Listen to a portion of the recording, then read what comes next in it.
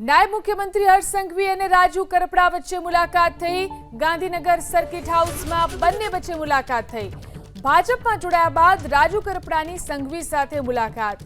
કરપડા સાથે અન્ય આગેવાનોની પણ હર્ષ સંઘવી સાથે મુલાકાત। નાયબ મુખ્યમંત્રી સાથેની મુલાકાત બાદ રાજુ કરપડાએ નિવેદન આપ્યું।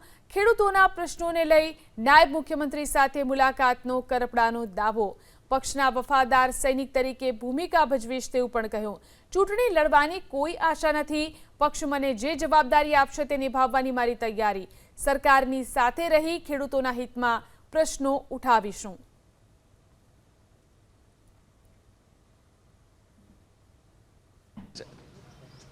રાજ્યના નાયબ મુખ્યમંત્રી હર્ષભાઈ સંઘવી સાહેબે પણ આજે અમારા ખેડૂતોની મુલાકાત લીધી।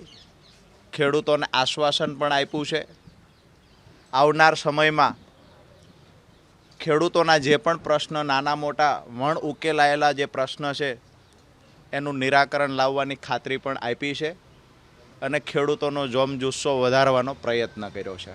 સ્વાભાવિક છે કે એક સૈનિક તરીકેની ફરજ અદા કરવા આવ્યા છીએ। કોઈ ચૂંટણી લડવાની વાત નથી અને ચૂંટણીના મુદ્દે કોઈ પાર્ટીમાં જોઈન થવું એવું પણ બિલકુલ એટલે ન હોઈ શકે કે હું જે જગ્યાએ હતો ત્યાં પણ ઓલરેડી એક સારા એવા નેતા તરીકે આગેવાન તરીકે લોકોએ મને સ્વીકાર્યો હતો। અહીંયા પણ મારા ખેડૂતો છે એને પૂરો ભરોસો છે। કોઈ રાજકીય પાર્ટી કોઈ આક્ષેપ પ્રત્યાક્ષેપ કરશે પણ અમારા ખેડૂતોને પૂરો ભરોસો છે એટલે જ આજે હજારોની સંખ્યામાં ખેડૂતો રાજુ કરપડાને ખંભે હાથ મૂકીને કહી રહ્યા છે કે રાજુ કરપડાનો નિર્ણય યોગ્ય છે। અમારા ખેડૂતો આજના નિર્ણયથી ખુશ છે અને આગામી દિવસોમાં ખેડૂત હિતમાં સરકાર નિર્ણય જે લેવા જઈ રહી છે તો સ્વાભાવિક છે પૂરો ભરોસો છે કે ખેડૂતનું ભલું પણ થશે। માત્ર ને માત્ર આંદોલન કે ઘર્ષણ કરવાથી ખેડૂતોનું ભલું થતું નથી।